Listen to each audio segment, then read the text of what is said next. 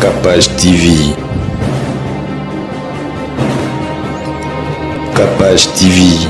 Au moins na muké a l'expérience était na bolingo abalate maleki na tevza za dem sur 19 ans 18 ans awala sa mutu ndenyo moi sina mobali ba ko sala abalate moi na yanda ku papa na ina mama ne bazali imagine toi vraiment yebisanga vraiment na kilelo respect za na kala na to chama peka na kala parce que et comment on normal surtout même la réalité des réseaux sociaux et comment bateau baza plus ben poli baza plus aimé. Tu vois, bateau ba finga makasi balinga ba makasi. Soyez na qui sérieux mo bo on doit réfléchir ba mono o l'exatant. Ngato na kola ezara pour mona lokolo ya mona mwasi c'est ko gunza minase.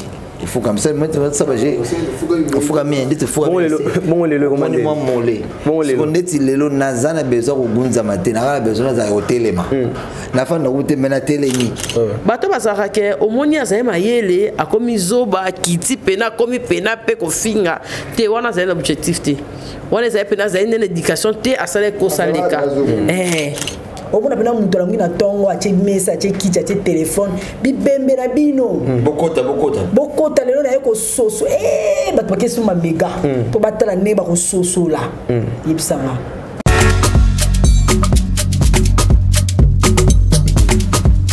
Choisissez le service de Maman Chimène Cargo et bénéficiez de plusieurs services tels que le fret maritime, chargement de 5 conteneurs en un seul jour, service cargo rapide de manière à ce que votre conteneur arrive à bon port dans un délai de 35 jours, un service de fret aérien pour que vos marchandises arrivent par avion dans un délai de 3 à 4 jours. Maman Chimène dispose également d'un salon de coiffure mixte, coiffure homme de très haut niveau, coiffure femme avec des professionnels de la beauté et du look. Un salon qui respecte toutes les normes.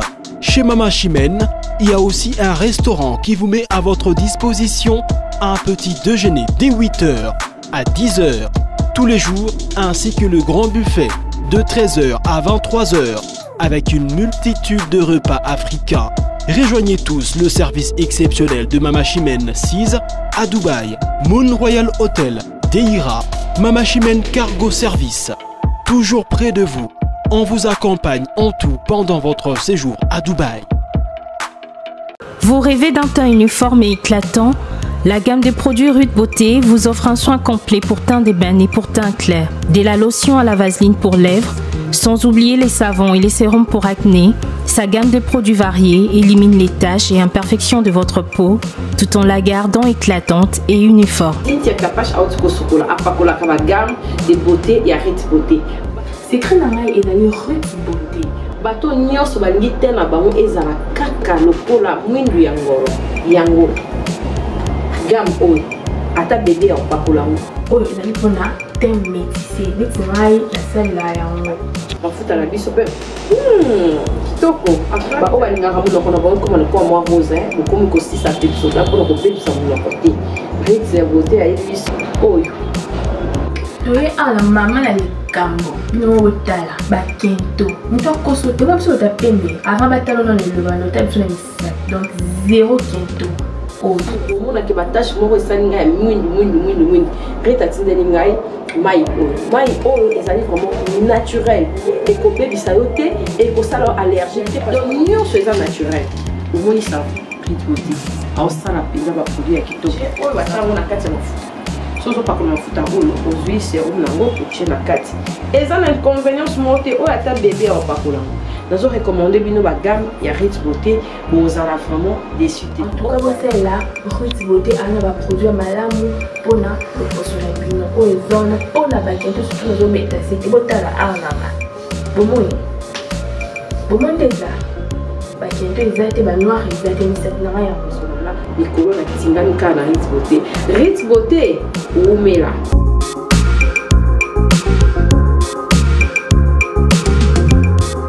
Utilisez-les dans vos soins quotidiens pour un résultat sans précédent. Fier de ma peau, fier de Rude Beauté. Vous êtes à Kinshasa à la recherche d'un cadre au confort moderne pour vos séjours? Une gamme des meilleurs services pour votre entière satisfaction vous attend chez Ozanas House.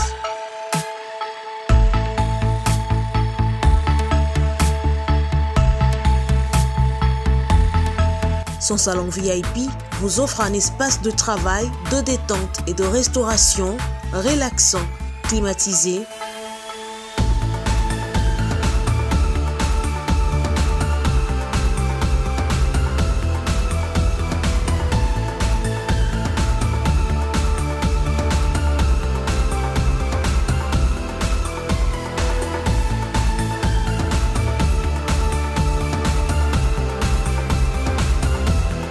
Et ouvrant sur un balcon qui vous offre une très belle vue. Et d'une cuisine entièrement équipée.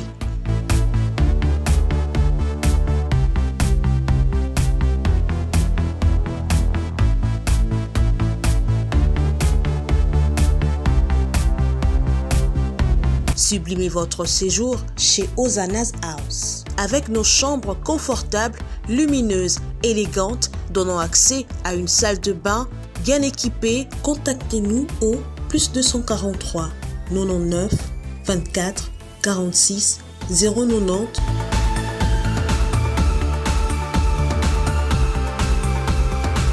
Ou encore au +61 420 513 456. Situé à Kinshasa au numéro 5 bar A du quartier Malandi 1 dans la commune de Matete, référence à Revodacom, un accueil exceptionnel chez Hosanna's House. Aba la permission technique de guerre. Kolenga ndako na cherté ba $20 000 100. Oza na 200 300 500 ndako fait ofele. Oya ko chate me place mabe bandako to monaka mabe na kala loto lu to lula. Ba terrain nyonso yaka $500. Ko pesi $500 ba betelu hangar ba peso mikanda tout to ko pesa $200 ba peso mabele. Aba la zo pesa bino assurance ya vie boyoka. To ya jamais na lokuta. Jamais. Oh. Sauter a ya raté. Ba place va bien. Eza place to comment étouffer kala te. Soko ngozo ndako na Telecom na Menkau na Maluku na moins cher. Abala groupe azana na pona bino. Surtout na zone ba dikambo bandako ba $500. Wa pena nde ba solde. Wala pena bala solde. Congolais zakateti. Balobi na bien. Ndako ya assurance ya $500. Balobi pe nyoso dikute. Batimbel pe ke pesa na pasi pesa kanda munda. Même hôtel ka manio ko so zane konzo 3 ko balobi 300 500. Ko pignon so beta so zane konzo ko simba. Calculer babaro yo kota mbongo bebisa. Bakasi zwango sela ngo shema 4 remorque telema mutalangwa yo. Tika boy. Bana kita de recherche yango yo. Biso to ala ta. Wana soke. To pangwe ko sakate na bala. Bana monde entier. Lelo nga sai na Kinshasa, Fiston na poto, to memeli bino lisolo ya Credo International. Pona kotinda bakoli, toko yamba bakoli, agence ezase moko Credo International. Pona ba fret aérienne to maritime. Credo International bakoli eza koya kaka neti ezopesa na maboko. Pona bakoli na bino ya minene oyo ekendaka na nzela ya mai na Credo International colis avec assurance ya 100%. Sai na Kinshasa Fiston na poto. Fiston atindeli sai na Kinshasa abwaki. Sai yambi. Ezali na bandal pena barumbu kuna otekoli ozui soki olingi baya kotikela o biloko na yo tina ndaku yo kaka soki pe olingi baya kozwa yango na ndaku yo kaka pe n'importe quel colis na yo ekendaka na maritime. Credo International abongisi déjà nyonso pona bino na Credo International transfert ya mbongo pe ezali kuna oh baruba kantu kubianza na Europe ezalina France, Belgique, Irlande, na Angleterre. Congo, kulande sombele sukala bisanga. Credo International, non bengango papier mouchoir. Et pamsama misu. Bonjour ou bonsoir, ça dépend de l'heure à laquelle vous êtes en train de nous suivre. Bienvenue dans Capage Télévision, dans votre talk show. Donc actuellement c'est notre rendez-vous de tous les jours. On parle des sujets, on débat, on échange. Pour aujourd'hui, on a un sujet que beaucoup de gens n'abordent plus, le respect pour les uns et les autres. Et dans ce sujet, on va aborder le comportement des jeunes sur les réseaux sociaux. Comment les jeunes se comportent aujourd'hui dans les réseaux sociaux. On va vraiment en parler. Surtout dans les réseaux sociaux, tout le monde a TikTok, tout le monde a Facebook. Donc, On va vraiment en parler avec mes invités qui sont avec moi aujourd'hui.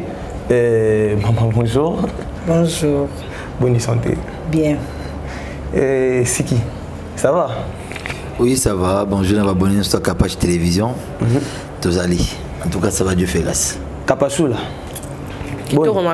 Et surtout, on a s'exprimer, la peste de Walanda, on botte, bafon, mato et pour les attaques de l'équipe, on les a raquettes, on partager. Il y a mon cœur de hebi. Voilà. Ouais, tonton, Boga. Boni. Ouais, ça va. On est ensemble. Donc, on a tête chaude, tout ça, la ok. Ok, d'accord. Tout ça, on a la présentation, c'est Obed Yani. Narubandara Anayo. Jonathan, on va vraiment respect envers les uns et les autres. Respect mutuel. Lelo place n'est trop respect mutuel ou izarana kala. Lelo naki lelo ne balobara naki lelo. Naki lelo respect zarana kala na to champeka na kala. Parce que et comment on est normal. Surtout même la réalité des réseaux sociaux et comment bateau baza plus bien poli, baza plus aimé. Tu vois, bateau ba finga makasi, ba linga ba makasi. Soyez na qui sérieux mo on doit réfléchir, ba mon o l'exatant. Tu vois la réalité c'est belé à tout monde à do monde à. Même moi que tu entends ba comme exactement pour créer ba polémique. Mais surtout dans TikTok, au moins bateau a bien influenceuse, bateau bazana ba abonné belé, au moins bangon ba finga naka. Donc comment on normal, une fois que il y a maman mora il y a soda moi bimara na policier mara on a pour nous quand bateau. Mais faut faire degré batakae. Tu vois? Oui, oui, colonel Mimi, colonel maman Mimi. Oui. Oui, degré ne c'est pas une initiative en makasi. Le bleu bon faut zalaka. Faut balader là mais comment normalité. Hein? Donc soyez na qui sérieux bon dimote mais soyez na ko finga, yango moni ah muto otala ndeni ah sona fingi ba otala ngai. Donc sona fingi te ba abonné ba oyati. Donc photo long le logo wana. Le respect c'est vraiment important. Tant to ça là tout le monde aka bisoté. Yana ba mutu tonga otalo bo on appelle ça outil. Tu vois? Otala ba parents na o. Même si parents ba innocent. On ramassa on là. Okay. Donc on conseille à jeune totika ba bloc wana to garder côté na biso culture na biso totika ko copier parce que l'autre là za la kuna finga ki asala ki biso peto sala ngo pour na to créer ba buzz o créer buzz ko yeba na oui o yeba ni so na ndenge nini solo mabe yeba na ba tuni so balinga ngo te tu vois donc je l'encourage à tamukete Capachou là l'autre on attend au mona papa pena attend na nzela asengi peut-être moi na ni aide. Ya s'il te plaît ko edengana mi mata o edengana o mi misangate loko mona bana eh papa wando ki o to nini yango humanisme wana bat bazara na ngona kalo zaka pena papa pena na nzela so abengi mwana yaka mwana pena avec tout le respect en fait ils sont kinde wapi na région na Jonathan et le moi lobby awa et surtout réseaux sociaux nga mwana talara azan iPad un moto pixara et donc à côté partout à comment loba dingali am on a biso mais a comme pena ko apprendre ndesco na internet tout nyonso mais ce qu'on a réseaux sociaux tout biso non ba congolais nan to pesani parce que zaraso s'abonner pas ba américain bido ba américain pe ndé et ba mobile nga ce qu'on a comme préféré na s'abonner à la bikolo mususu ke biso batu be ba sanga akapashi yo pe foya na banana pe ba live na banana pe ba combat so ba nini wana ba lion ba blo wana nyos mais mo so talia ngo obi sko pona comme na 1 million batu na biso balinga o nga na osala fona bina kaka moi une minute oche to baluki na sima na l'accès ko sikelo mon avis asikito so na biso je wan to so ko ne to imaginer to so ronde nini pour aux abonnés parce que les attaques on me dit son ba pesa biso ampleur to zo yango to se formater ou to apprendre les sous mon yo za ifasik mais nga que n'est facile mais mon ifasik mais c'est fausse na kei na sali formation pour homme qui na grandeur OK mais bandero na biso o ya TikTok en tout cas et a passe. Donc batum sope ba kokite ba ko isu na bassesse wana kaka biso tozo a moi maîtrise mais au moins on tana ba abonné belé à se perdre na ah ba so eloko ni akwa pesa na ba abonné ti ah yeba te eza passe eza ma et puis eza na hypocrisie mo ba congolais ba sala au moins ba ko meno ko yanga na sa ko ya mo TikTok te ko mekate mais baza Kapache oyo eza terrain no te na comprendre que ezali motema mabende mpona yeba te babiloko wana esalamaka mpo balingi bato ya bien te balingi bapesa vue na bato baopesa la mort eza malamu te il faut lieu toconseiller bandeko basi. Donc il faut zala non autre mutakala pour abonner baya pour partager yo au moins ba tout ce peu énergie na ba ça ba débat sur batu moko o bazo apporter rien pour ne rien dire nde wana population na biso na ba kondi misusu pour en généraliser te ba chapoa c'est malheureux mais biso moko au monde ke Kapache bo azana entreprise na au monde ata député moko te ni ma ministre moko ba que la fille là il bosse dur na zota des caméras moko boye na tia poids ata millionnaire moko te yo kana Congo to mona ba millionnaire o ya nanyo apesa ki mbongo boye o mona ba investissera sur ba futurité il faut ça le lo moko boye et puis ba mona yo ba remarquer yo mais biso to pesa le meilleur de vie que ta ba vie nanga mikolo francophonie le qui est là tout ça va débat le lo asiki ndeni jo ezandeni mais tout ça la nyonso le quoi to fingate bon t'as la clé so check à l'eau moi pétage au comprendre que réseaux sociaux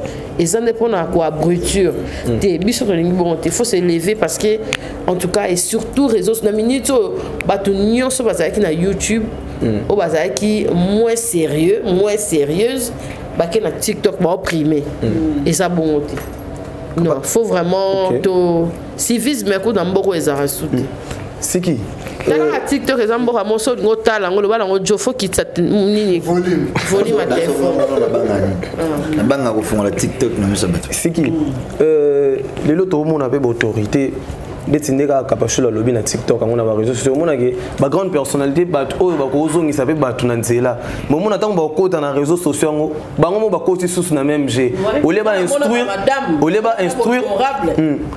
achepe manze mobo ya ralentir mutu mo songolo pakala atamboli peko na bité eza na ngom bien que munyo ça appelle dans temps délire mais comme a bonté ole ba instruire ba komi ko baby salisu bazo détruire mona ba koti pe na jongo mona pena ma finga pena direct na réseau le roi TikTok mona pena ba grande personnalité entre guillemets mboka na biso mo pena ga fingi pena oh maman oh papa oh en fait et ça soutenu donc dans le humanisme ça soutenu ou bien où on va où je vais par là que toucher le monde ça dans cadre de sujet maintenant zone sont qui puis notre mission il y a un député honoraire un malheureux député honoraire mais quand les catans ma francophonie qui s'attaquait à faire rigoler d'accord on n'en discute pas ça dans la musique c'est bon mais aller toucher la population pour dire kanga banyamanayo to bambwanayo en oubliant il fut député honoraire à la place bassesse il y a autorité congolaise bizaïla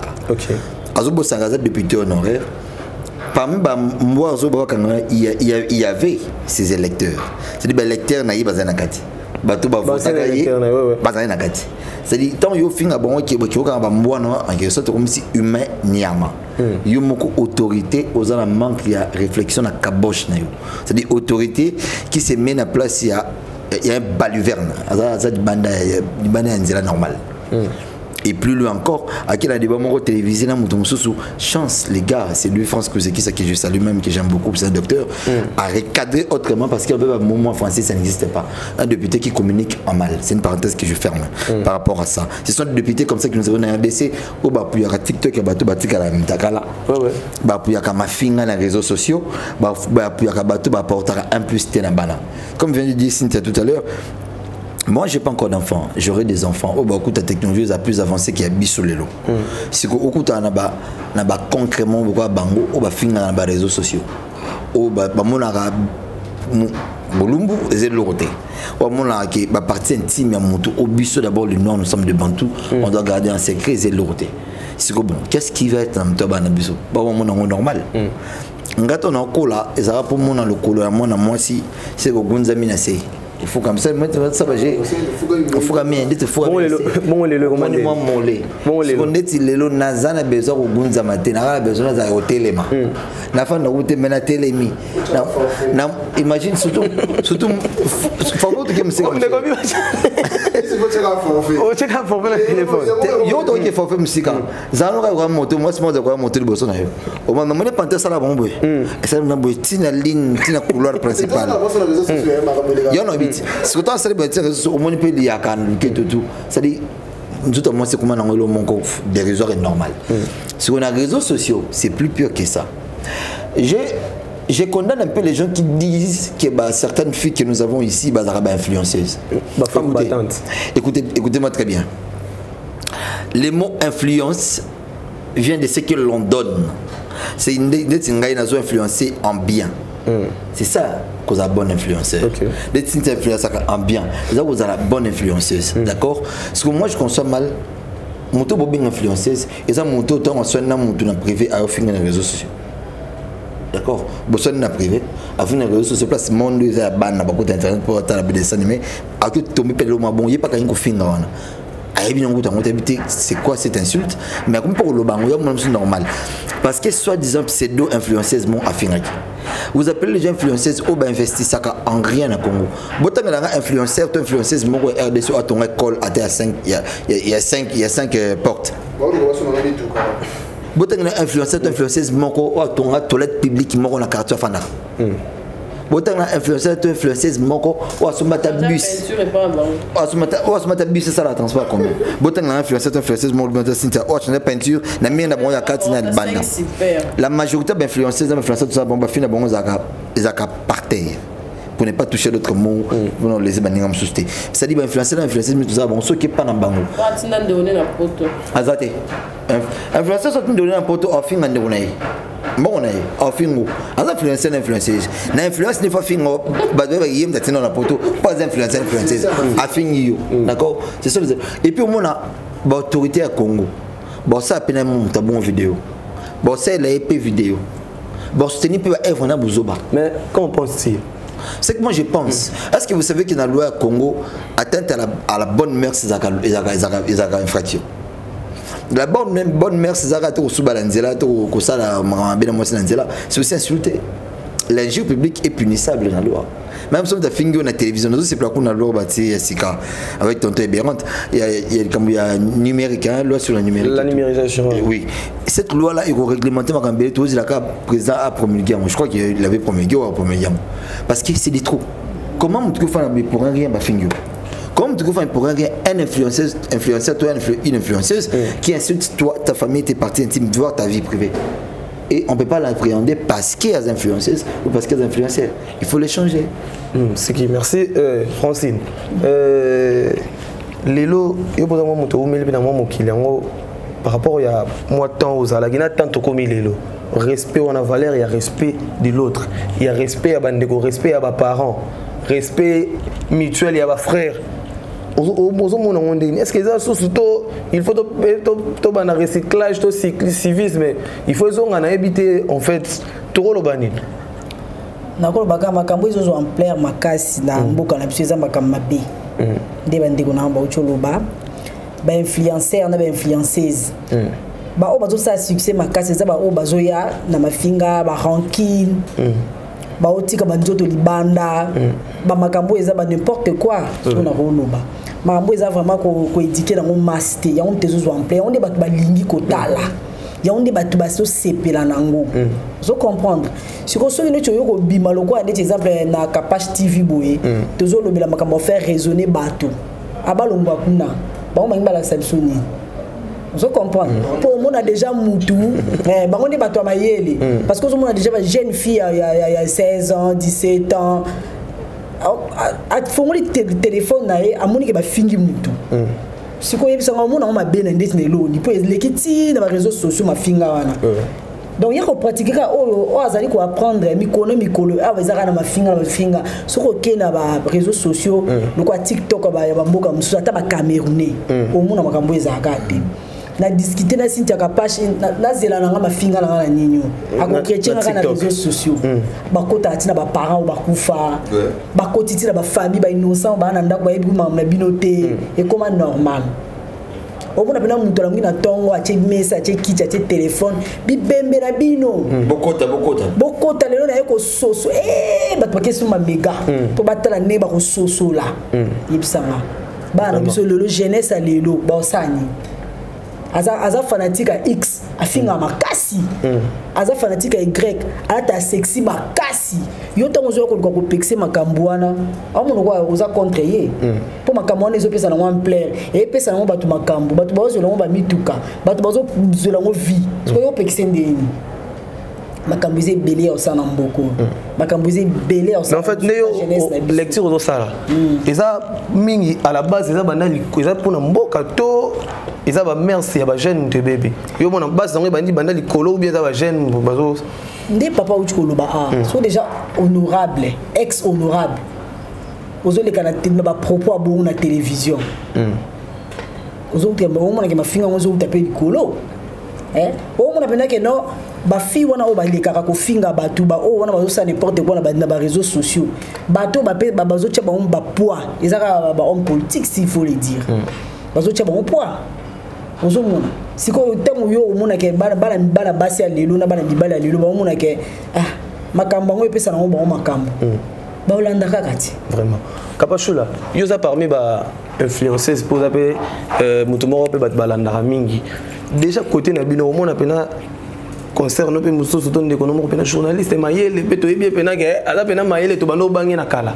mo omona ye akoti na terrain ya kofinga bato na ba réseaux en fait et là on est ça là bon même on a net peut être droit capable pena na par exemple la ligue pena na TV concert no pena mayele tanga to bando bangi pena kolota c'est bon on tali na TV pena so tali respectueuse monta pena razo finga pena mama razo finga pena papa yo za na boy en fait merci ça souhaiter na mboka tondeni nga déjà son azala pas mon accroché mutu o mo na msusu na monique omi msusu ezala oyena otali mutu azana ba abonné parce que balbi na kati ya buzo ba proposwa mayele ezala na ngope koti pe na monde ngonana okiti pe na monde on po yo mo yebi objectif pour rappeler c'est mon akitara pe na monde ngona tali pe ani yango le ka sala mandeni mais na ninga mayele ezate ke po yo moko tikala wana tolo ba pe TikTok oko benga pe mutu mo pasa ba 1 million ba 2 millions d'abonnés Jonathan ba 1 million ba 2 millions d'abonnés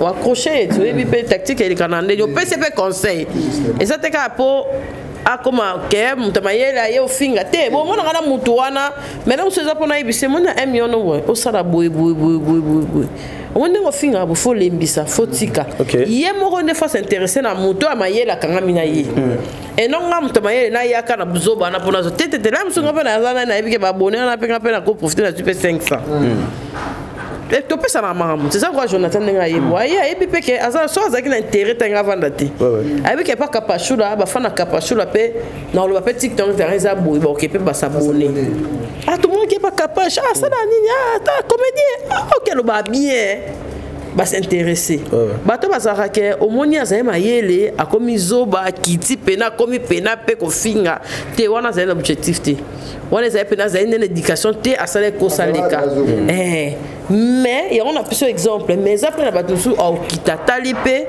biso to za pena bato to za pena musu bato ba clasha ba de John ba clasha ba Ken ba clasha ba l'autre ba clasha ba zebele ba clasha on va pena ba yo clashete yo clash to ezala na monde boye mais na monde nga pena na mayele nanga mutu o a clash azala déjà za identité na OK na partout alors on a TV akena ngo boye to ça pena ba to pe ba na TV ba clash oui et après ba biso so mona ndeni pa Charlie Prince comme boye ndeni on va ni beno tali asala boye te makonde boye te abomba ya zaidi abongo na TV mais amukie tanga esco place ba to za na sonité à se défouler et ça bon et ça te que ba tout ça va rater et ça conscience ya na voilà Jonathan vous avez une pose au micro comme Kapash l'a dit est-ce que ils ont joué pas dans conscience à bateau bon ton boss na ba maramba sala et les questions c'est la départ OK mon départ dans la des pistes de bongo la YouTube la réseau sur banelo mo sur 6 millions fandaka wana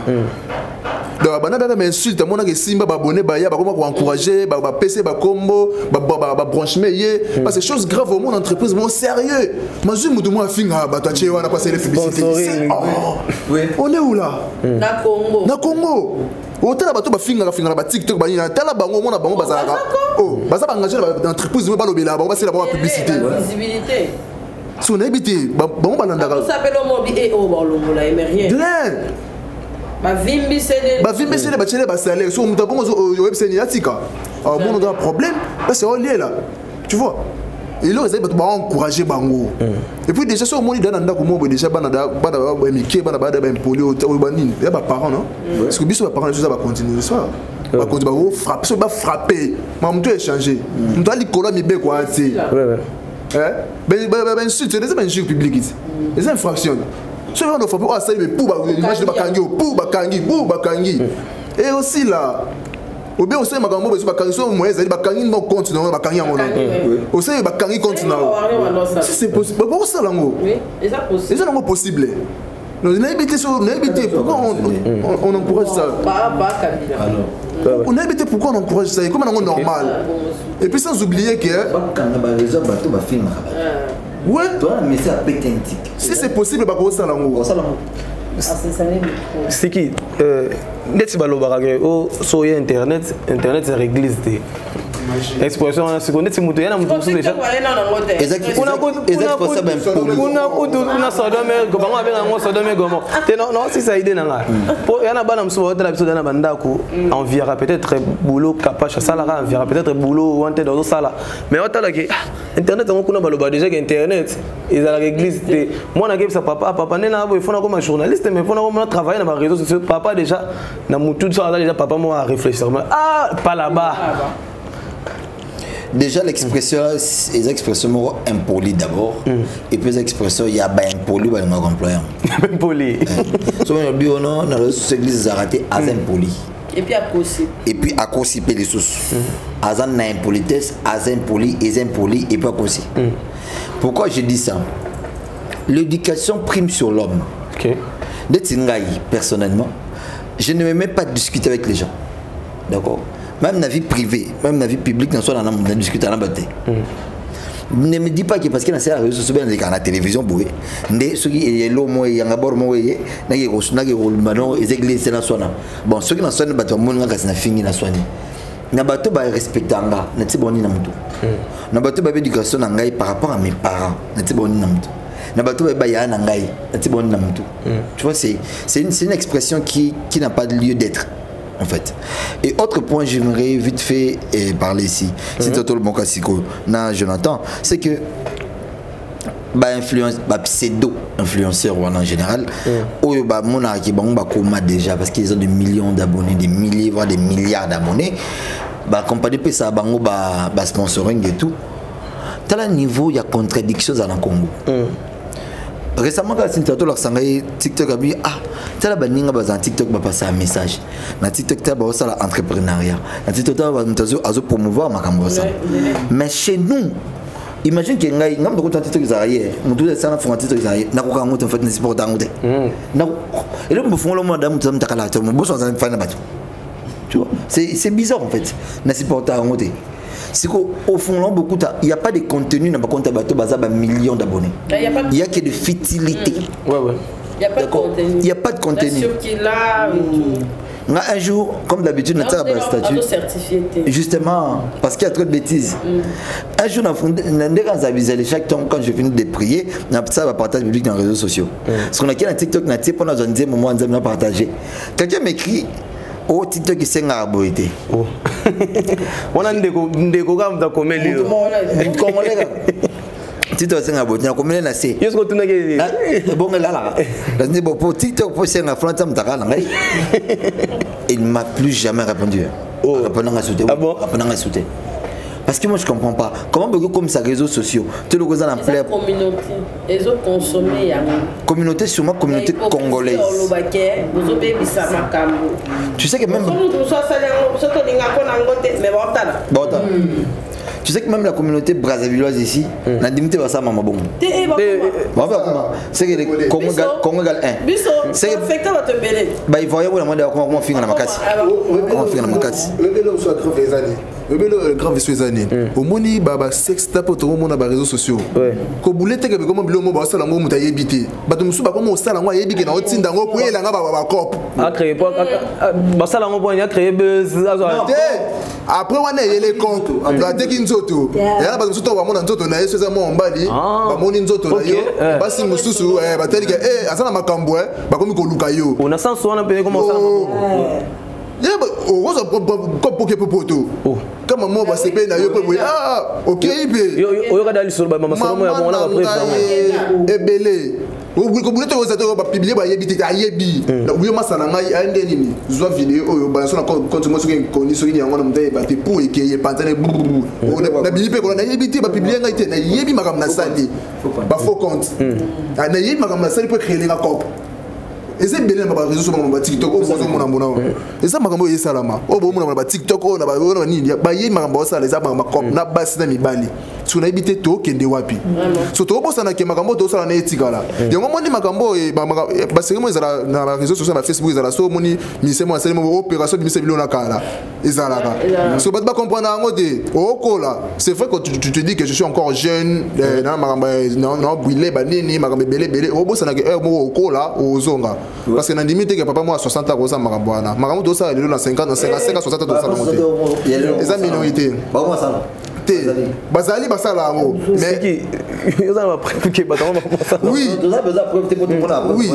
mais ce qu'on a ba majorité na biso nyso génération to ça na ngo lelo oyo surtout comme na ba âge moi makambo surtout otika tu vois il y a makambo surtout ça par rapport à âge obi que na âge oyo ba makile ça na oyo tokanano okoma te bon obota olingo cha moi na ndako oyo bokola bana siko après ezonga et bon mama qui internet au coffre fort bon misolo ba pièce opération bimisa vidéo yo za mama opnako betel solo mo za na mona kato est-ce que pour faire na pena ndako zo TikTok to Facebook to YouTube ovani pemena mwana no bota la to za la so ngo sala ngo ko batami na chambre mwana obata maka oui kuna ba wala ksaba tundeni ba sala amour ngana na mwana ngato ba bantu to fento mota ndeni ba sala amour na jeune fille na 14 ans papa fona batama donc ngo sala ngo batami mais do batama bongo est-ce que l'année la rappelle mwana ça yo au fini bo mo moi si mwana jeune fille aola ki ça yo et puis na habité so ba YouTube ba binga ba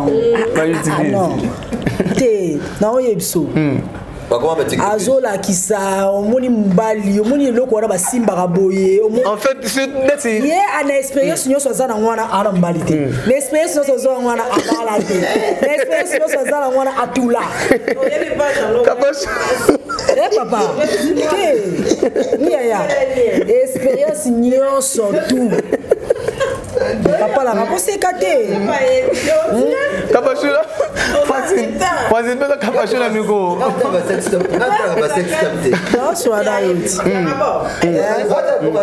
nazo ebiso expérience nyonso wana oyo bango balakisa biso wana ota la vie privée na ebwe ana mbali te ya yebi nyonso wana zo lakisa biso ana na mbali te nyonso wana nini aluka ba abonné Jonathan nous c'est comme makasi weneni oleni Jonathan bela yo ya oyo na Vas-y, pesa na micro Jonathan bela oleni makasi weneni Vas-y, pesa na micro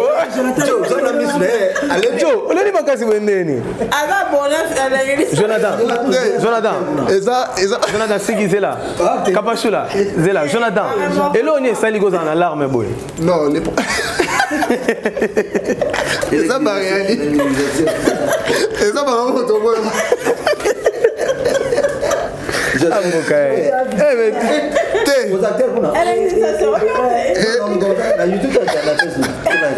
et ça biloko to mona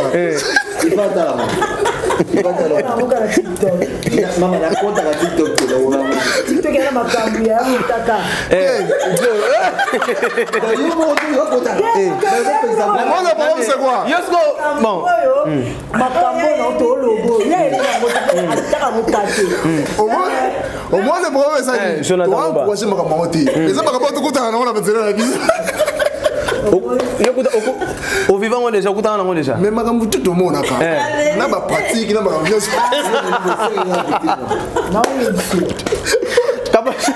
kapashula ndika beno beti wana yo bina ba sit Jonathan Kabacho la mina ba site. Ngabe la mona kapanjo. Je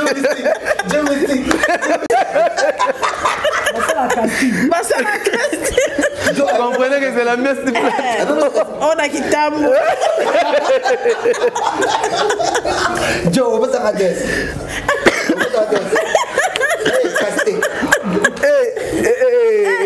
T'es mais Jonathan, ça figue. T'es mais Jonathan assisté. On va ça là. Voilà ta masse. Oh, c'est vrai. Oui. Et je vais vraiment rater. Tiens, mais monsieur Batikaka. Mais la plupart, voilà ta masque. Il y a eu là ta masque quoi? Non, on a limité. Dans la chambre vraiment et ganga. Il y a ma belle. Non, limité. Électisation. Électisation, ça va quoi? C'est à vieux ma bien.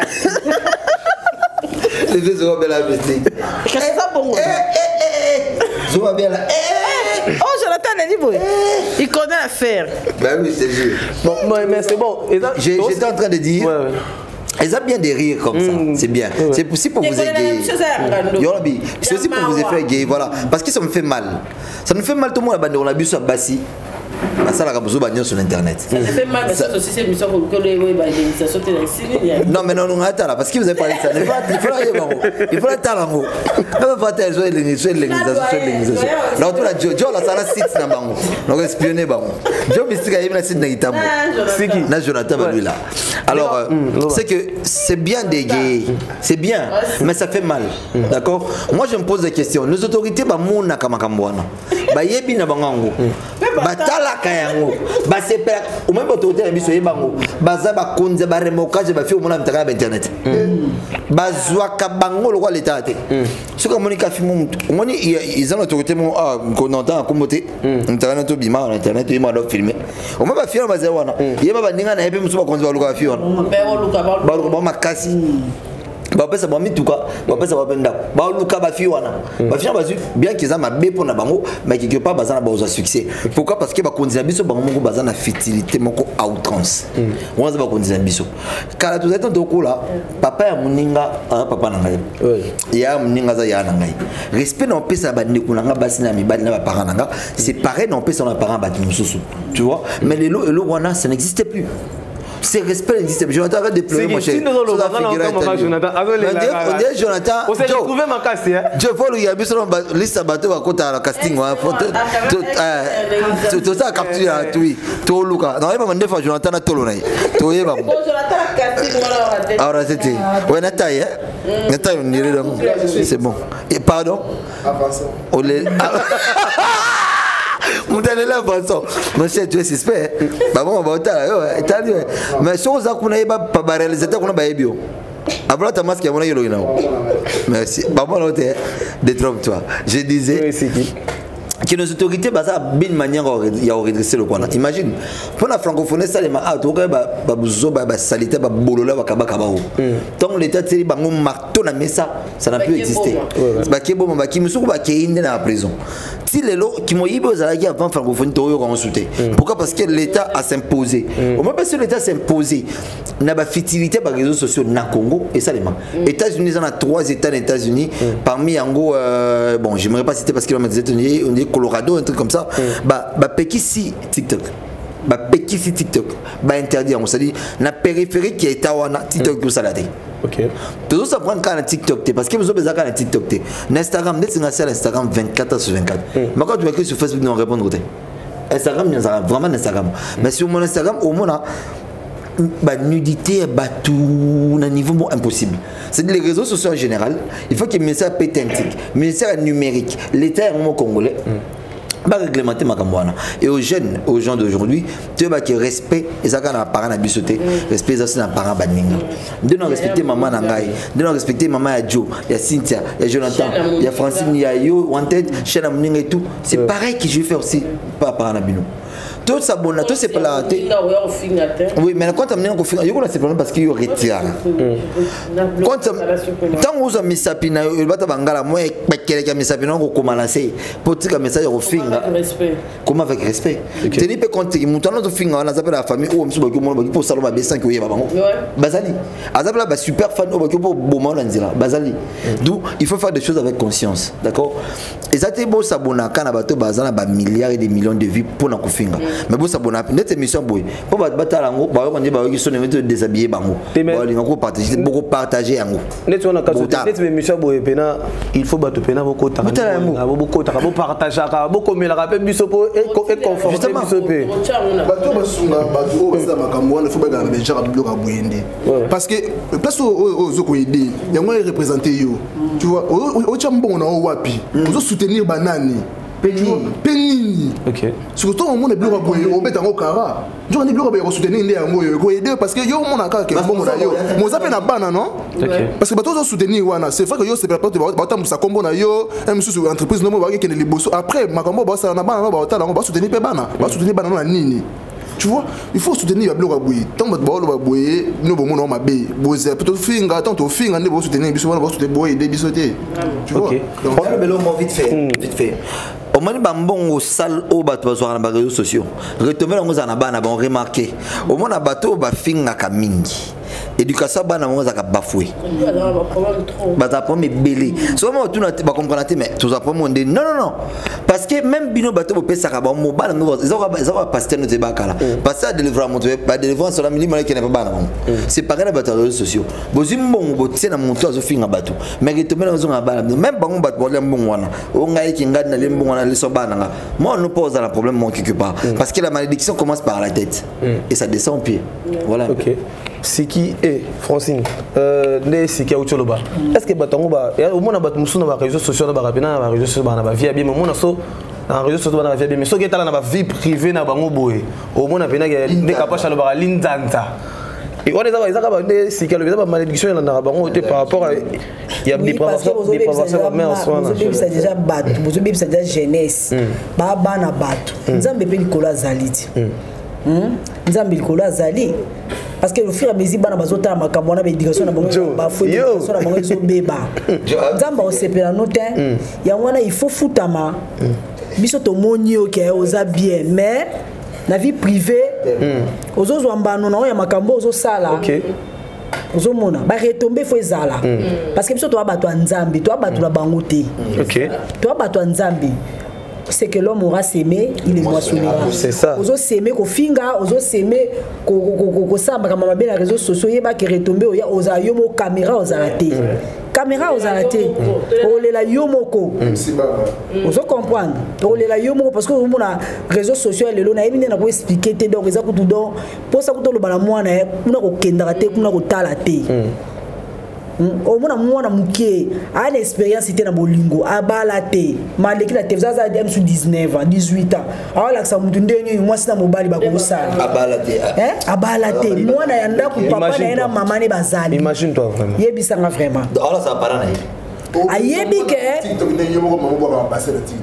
yongo na lo bati ayebi ke makambo na zo sala epesa nga mbongo epesa nga makambo ayela ona beat moko abuni ke nanyo a réussir na sima makambo bakala réussir na sima makambo donc ba abonné ba oya na kotaka na makambo so ena mama pesa ba conseil bolinga nzambe bala mikefo kende classe lo so ba conseil pambala raté vie aza jalouse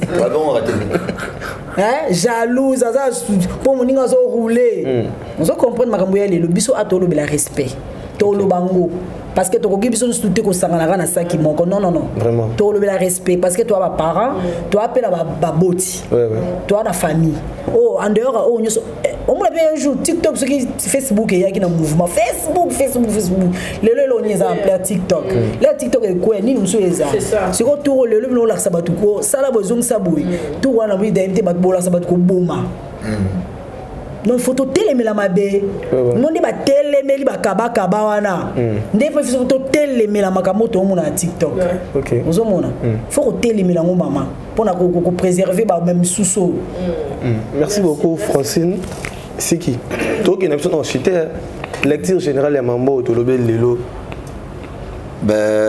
Pour lancer la synthèse générale, c'est que je dirais aux parents d'être parents. Ok. Je dirais surtout aux mamans d'être de maman. Parents, c'est bien, qu'il est commis numérisé, qu'il est commis en haute technologie, au début même. Mais petit surtout, ils ont une authenticité pour nous voir sur ce que ton enfant regarde et ce qu'il fait dans le téléphone ou dans la tablette. On peut beau avoir des enfants, on peut beau laisser la liberté aux enfants, mais on doit avoir l'œil regardant sur nos enfants parce que c'est très important. Ce n'est pas seulement les réseaux sociaux qui détruisent les enfants ou de mœurs, mais c'est aussi des dessins que l'on nous fait, des musiques qu'on nous injecte sur les réseaux sociaux. Il y a beaucoup de choses où ça va bien. Est-ce que vous savez qu'il a Kinshasa, pour ne pas dire le Congo, c'est que tout simplement l'église au bâtiment marbattement bien. D'accord. Il faut se regarder sur ces. Surtout dans cette église, on a capaché la photo vendre longue, l'église est belle, il n'y a pas des églises où et puis ça va l'éducation. Or l'éducation ça va pour suivre. L'éducation c'est dans la famille, l'éducation c'est dans l'école, et dans le milieu offendu, et dans l'église. L'éducation de la rue aussi Donc tout ça, il faudra que le parent reste vraiment les parents. Et puis aussi que l'État congolais a un sens pour l'État. Au moins il y a une dictature ça va bien. Au moins il y a un Mobutu. Et puis qui ça m'a la base balata va pantalon. Oui. Vous vous souvenez? Mobutu a noté non Mobutu. D'abord Mobutu. Après qui ça va pantalon. Tant le père a un petit pied croisé dans mon cas. Moi si y a bateau. Yo mon bali mon qui pour moi mon autant mon là quand me connais. Moi je noté. Le père a pris ça. Et puis c'était fini parce que l'État s'est imposé. C'est comme ça que aussi que l'État doit s'imposer. Et ça bien temps où toujours pseudo influenceur parce qu'il y a un moment important pseudo influenceur on a tabo kaka image ya Congo libanda na insulte na prolifération bien té ils a bien té pour na pays parce qu'en fait bazo flamber drapeau ya Congo et non drapeau na bango metara la bango si to mona ngo to za besoin na moté drapeau ya Congo ndeza cher pour na bango ils a pour na cher pour na biso. D'où l'État il faut la mise sur bateau avec des mathématiques bakonzo peut se pela na ba fia ba réseaux sociaux pour vous remorquer à Bango. C'est bien, vous savez, on a privé. Nos enfants, nos familles, nous, n'ont pas besoin de ça. Vous êtes responsable. C'est tout ce que je peux dire. Merci. Ok, Kapachula. On a fini. Au revoir à vous. Un mot de la fin, et puis. Moi, je dirais, réseaux sociaux, ça m'a bêté. Et ça, c'est qu'il y a présenté bateau. Et puis, il y a un local. Tu vois, dans le conseil, il y a surtout un bali, tous les influencer, il y a un bêté. Tout le monde a une réalité. Il y a un monde qui a commencé à bouger parce qu'ils ont copié mon tour. Il y a un joueur à côté, il y a une source. Donc, tous à la prudence, tant que ça, ma camoto passe à peine à ma famille, à Bisso. Tu vois, les bandeaux là qui sont aux boss, mais même si on a parlé de baliété.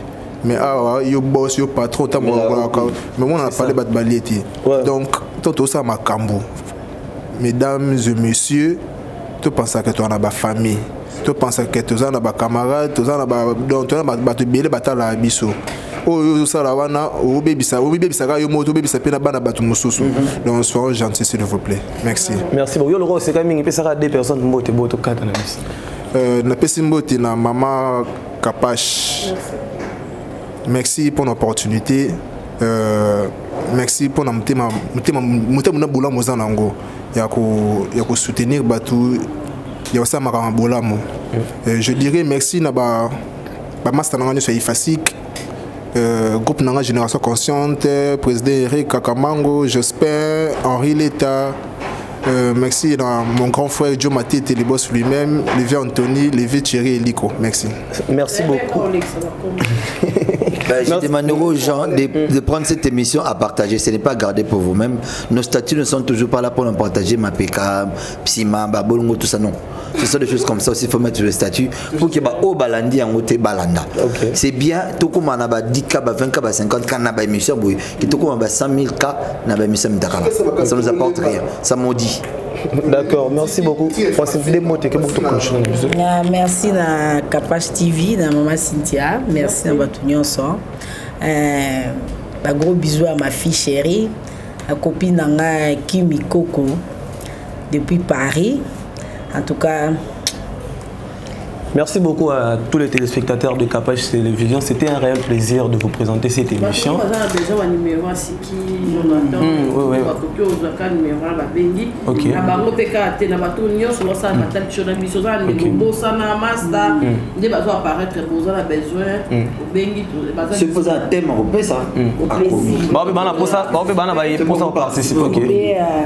Pour vous, tout le monde qui veut participer à ce talk show où tu avais vu une personne que tu connais ou tu as une idée à nous donner, écrivez-nous sur le numéro qui sera affiché sur le bas de votre écran. Merci à Joe Mystique derrière la caméra. Merci à toutes les personnes qui nous soutiennent. Vous êtes tellement nombreux. Son éminence Maître Kazi, Omar Play. On se revoit à la prochaine et puis ciao. Capage TV. Capage TV.